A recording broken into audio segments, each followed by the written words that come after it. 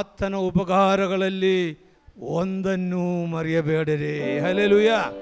ಕೆಳಗಡೆ ನಾವು ನೋಡೋಣ, ವಿಮೋಚನೆ ಕಾಂಡ 19ನೇ ಅಧ್ಯಾಯ 4ರಿಂದ 5ನೇ ವಾಕ್ಯ ತನಕ, 4-5 ವಾಕ್ಯಗಳ.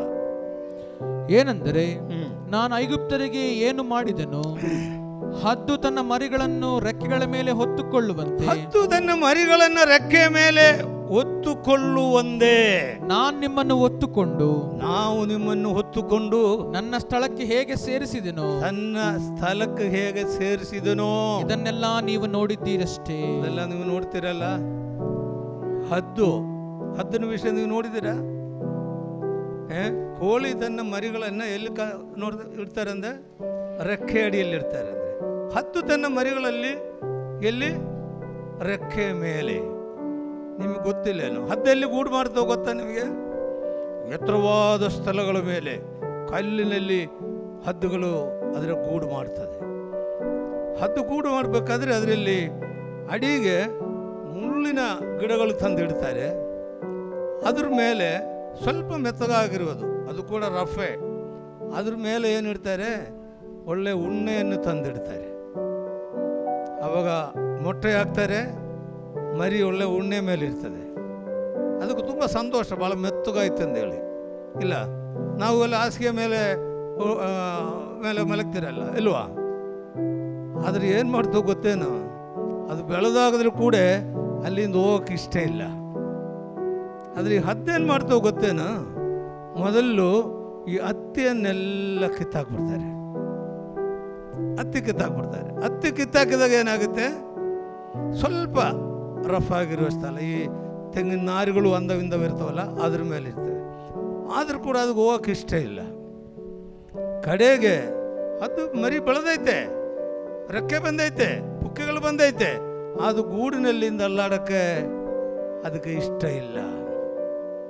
ಹಲ್ಲೆಲೂಯಾ. ಅದೇ ಇದು ಎಷ್ಟು ಜನಗಳು ಇಲ್ಲಿ ಇದ್ದಾರೆ. ನನ್ನ ಮನೆಯಲ್ಲೇ ಇರ್ತೀನಿ,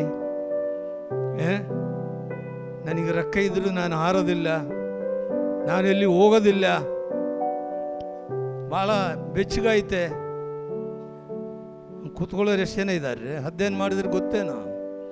ಕಡೆಗೆ ಆ ನಾರುಗಳೆಲ್ಲ ಕಿತ್ತಾಕ್ಬಿಟ್ಟ. ನಾರುಗಳು ಕಿತ್ತಾಗ ಏನಾಯಿತು?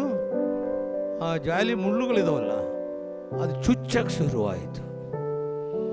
ಚುಚ್ಚಕ್ಕೆ ಶುರುವಾದಾಗ ಏನಾಗುತ್ತೆ? ಅಲ್ಲಿ ಇರೋಕ್ಕಾಗಲ್ಲ. ಹಲ್ಲೆಲೂಯಾ. ಮರಿಗಳು ಹಾರಿ ಕೆಳಗಡೆ ಬಿದ್ದು ಹಾರಕ್ಕೆ ಬರಲ್ಲ. ಹದ್ದೇನು ಮಾಡ್ತೋ ಗೊತ್ತೇನೋ? ಆ ಮರಿಗಳನ್ನು ಅದ್ರ ರೆಕ್ಕೆ ಮೇಲೆ ಇಡ್ತದೆ. ಅದನ್ನು ಬಿದ್ದು ಬಿಡ್ತದೆ, ಕೆಳಗಡೆ ತಳ್ಳು ಬಿಡ್ತದೆ. ಹೋಗಿ ಕೆಳಗಡೆ ದೂರ ಬಂದಾಗ ಹದ್ದು ಕೆಳಗಡೆ ಬಂದು ಅದ್ರ ರೆಕ್ಕೆಗಳನ್ನು ಚಾಚಿ ರೆಕ್ಕೆ ಮೇಲೆ ಆ ಮರಿಗಳನ್ನು ಇಟ್ಕೊಂಡ್ಬರ್ತಾರೆ. ಹಲ್ಲೆಲೂಯಾ. ರೆಕ್ಕೆ ಮೇಲೆ, ಇಲ್ಲಾಂದ್ರೆ ಬಿದ್ದೋಗುತ್ತೆ ಅಂತ. ಹಂಗೆ ಹದ್ದು ಆರಕ್ಕೆ ಕಲಿಯೋದು. ಹಲ್ಲೆಲೂಯಾ. ಅದೇ ರೀತಿಯಲ್ಲಿ ಇಸ್ರಾಯೇಲ್ ಜನರನ್ನ ದೇವರು ಹದ್ದು ಯಾವ ರೀತಿಯಲ್ಲಿ ರೆಕ್ಕೆ ಮೇಲೆ ಕೂತ್ಕೊಂಡು ಬಂದಿದೆಯೋ ಅದೇ ರೀತಿಯಲ್ಲಿ ಹದ್ದುಗಳ ರೆಕ್ಕೆ ಮೇಲೆ ಯಾವ ರೀತಿ ಕರ್ಕೊಂಡ್ಬಂದಿದೆ ಅದೇ ರೀತಿಯಲ್ಲಿ ನಾನು ನಿಮ್ಮನ್ನು ಕರ್ಕೊಂಡ್ಬಂದಿದ್ದೀನಿ, ನೀವು ಮರ್ತಿದೀಯಾ? ಹಲ್ಲೆಲೂಯಾ. ಕೀರ್ತನೆಯಲ್ಲಿ ಏನು ಹೇಳಿದ್ದಾರೆ? ನಿನ್ನ ಆತನ ಉಪಕಾರಗಳಲ್ಲಿ ಒಂದನ್ನೂ ಮರೆಯಬೇಡಿರಿ. ಹಲ್ಲೆಲೂಯಾ. ಗುಣಾತಿಶಯಗಳು, ಆತನ ಸುವಾರ್ತೆಗಳನ್ನು ನಾನು ಸಾರುತ್ತೇನೆ. ಸಾರ್ತೀರಾ? ಅದು ಹದ್ದಿನ ಮರಿಯಲ್ಲಿ ಗೂಡಿನಲ್ಲಿ ಕೂತ್ಕೊಂಡಲ್ಲ, ಅದರ ಕೂತ್ಕೊಳ್ತೀರಾ?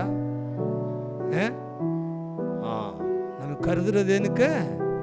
ಸುವಾರ್ತೆ ಸಾರೋದಕ್ಕೋಸ್ಕರ. ಹಲ್ಲೆಲೂಯಾ. ಮತ್ತೊಂದು ವಾಕ್ಯ, ಶ್ರೇಷ್ಠ ವರಗಳಲ್ಲಿ ನಿನ್ನ ಆಶೆಯನ್ನು ಪೂರ್ತಿಗೊಳಿಸುತ್ತಾನೆ, ಹದ್ದಿಗೆ ಬರುವಂತೆಯೇ ನಿನಗೆ ಯೌವನವನ್ನು ತಿರುಗಿ ಹದ್ದಿಗೆ ಬರುವಂತ ನಿನ್ನ ಯೌವನವನ್ನ ತಿರುಗಿ ಮಾಡ್ತಾನೆ. ಹಲ್ಲೆಲೂಯಾ. ಹಾಗಲೇ ಹದ್ದಿನ ವಿಷಯ ಈಗ 2ನೇ ಸರ್ತಿ ಬಂದಿರೋದಿಲ್ಲ. ಹದ್ದಿನ ವಿಷಯ ಮೊದಲೊಂದು ಹೇಳಿದ್ವಲ್ಲ. ಹದ್ದಿನ ವಿಷಯ, ಹದ್ದು ಬಹಳ ಪ್ರಾಮುಖ್ಯ. ರೆಕ್ಕೆ ಮೇಲೆ ಹೊತ್ಕೊಂಡ್ ಬರ್ತದೆ. ಇಲ್ಲಿ ಏನ್ ಮಾಡ್ತಾರೆ ಗೊತ್ತಾ? ಹದ್ದಿನಂದೇ. ಹಲ್ಲೆಲೂಯಾ. ಹದ್ದಿನ ಆಯುಸ್ ಎಷ್ಟು ಗೊತ್ತಾ ನಿಮಗೆ? ಹೆಚ್ಚಿಗೆ 100 ವಯಸ್ಸು ಬಾಳ್ತದ ಹದ್ದು. ಹಲ್ಲೆಲೂಯಾ. 100 ವಯಸ್ಸಾದ ಮೇಲೆ ಹದ್ದು ಹೋಗಿ ಏನು ಮಾಡ್ತಾವೆ ಗೊತ್ತೇನು? ಒಂದು ಬೆಟ್ಟದಲ್ಲಿ ಒಂದು ಬಂಡೆಗಳು ಇರ್ತಾವಲ್ಲ ಅದ್ರ ಸಂದಿನಾಗ ಹೋಗಿ ಕೂತ್ಕೊಂಡ್ಬಿಡ್ತವೆ. ಸಂದಿನಾಗ ಕೂತ್ಕೊಂಡು ಏನು ಮಾಡ್ತವೆ ಗೊತ್ತಾ, ಅದ್ರ ಪುಕ್ಕೆಯನ್ನೆಲ್ಲ ಕಿತ್ತಾಕ್ಬಿಡ್ತದೆ. ಬರೀ ಮಾಂಸ ಪಿಂಡ. ಯಾಕೆ? ವಯಸ್ಸಾಗ್ಬಿಟ್ಟೈತೆ, ಬರೀ ಮಾಂಸ ಪಿಂಡವಾಗಿರ್ತದೆ. ಆಮೇಲೆ ಹಂಗೇ ಇರ್ತದೆ. ಅದು ಒಂದು ಸ್ವಲ್ಪ ದಿವಸ ಆದಮೇಲೆ ಏನಾಗುತ್ತೆ ಗೊತ್ತಾ, ರೆಕ್ಕೆಗಳು ಬರೋಕ್ಕೆ ಪ್ರಾರಂಭವಾಗುತ್ತೆ. ರೆಕ್ಕೆಗಳು ಬರೋಕ್ಕೆ ಪ್ರಾರಂಭವಾಗುತ್ತೆ. ತಿರುಗಿ ಯೌವನವನ್ನು ಬರ್ತದೆ. ಅದಕ್ಕೆ ತಿರುಗಿ 50 ವರ್ಷ ಬಾಳ್ತದೆ ಅಂದ ಅದು. ಹಲ್ಲೆಲೂಯಾ. ಇದೇ 10 ದಿನ ಬರುವ ದೇವರ ನಾಮಕ್ಕೆ ಸ್ತೋತ್ರ. ದೇವರು ಎಷ್ಟು ದೊಡ್ಡವನು ನೋಡ್ರಿ. 10 ದಿನಕ್ಕೆ ಬರುವಂಥ ಯೌವನವನ್ನು ನಮಗೆ ತಿರುಗಿ ಬರಮಾಡ್ತಾನೆ. ದೇವರ ನಾಮಕ್ಕೆ ಸ್ತೋತ್ರವಾಗಲಿ.